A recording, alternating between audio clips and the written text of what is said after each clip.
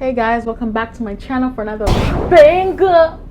I'm glad to see you again. Thank you for clicking on this video. Now, I recorded this video already, but I had to do it again because something went wrong. This specific video is things I learned about money, or things that should be rules about money in your life.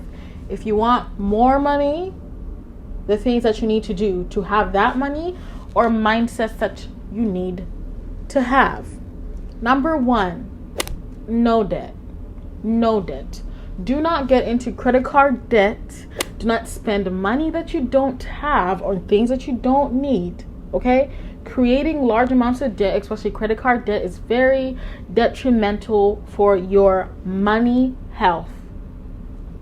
How can you avoid getting into this kind of debt? Is don't spend money that you do not have if you cannot replenish it. Now, I know that things in life happen where you actually cannot abide by this, but for the most part, try to do this as much as you can. Pay off debt. And guys, there's a really big difference between bad debt and good debt. Good debt is money that you're probably leveraging. So I don't even think a mortgage is really good debt, but I think it can kind of be in that little middle line. But let's say you get a $500,000 loan from the bank and you're using it to invest, or you're using it to acquire more assets. Let's say you get a loan to buy a house and you're using that house to rent it out or for Airbnb and you're making money out of it. That's a good way to leverage debt. Besides that, you want to make sure that you're not doing this.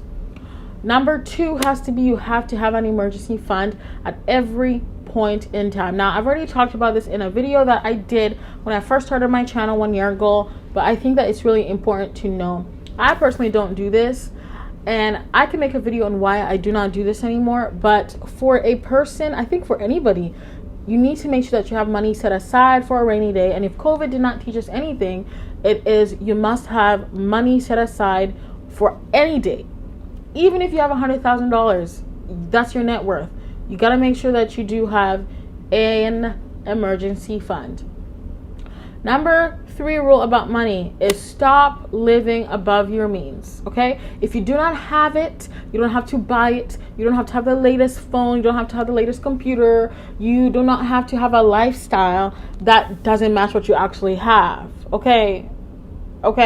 Like, first of all, whoever that you're trying to impress with these new phones, because I bet your old phone still works. Whoever you're trying to impress probably doesn't like you. You probably don't like them that much, and you should not be doing that. You should not be doing that. Stop living above your means. And I think that this leads me into my next point, which is just because you've had a promotion at work, an increase in your income, does not mean that you should be living as if you have that money. Okay? Let's say I make $2,000 per month. I should not be spending $2,000 per month. I should not be doing that. Let's say I get a promotion and I'm making $20,000 more. It does not mean that I need to upgrade my lifestyle to fit what I'm making. The best way to create wealth sometimes, I think even most of the time, and in ways that don't seem as significant, yet they are the most significant, is imagine making $20,000 more, but you're still living like you're making $20,000 less. That could be $20,000 that you're putting away in a mutual fund, in the stock market, in crypto, in whatever, in a business, you know? This brings me to my next point. Make sure that you're saving at least 20% of your income. Now, I know that you guys can do more because I've actually been able to save like almost half of my income before. That means you can do it too, depending on how much you are willing to really diminish your lifestyle and live below your means. You can absolutely save a lot more than you think. And don't look down on how little you're saving, because at a point I was only saving $25 per month, and I think the end of a 2-year period I was able to save $10,000 that way.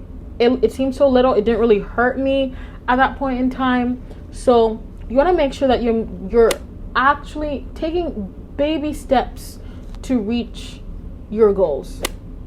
Okay, and I think my final and most important thing is your mindset about money. You want to make sure that you stop viewing money as this bad thing.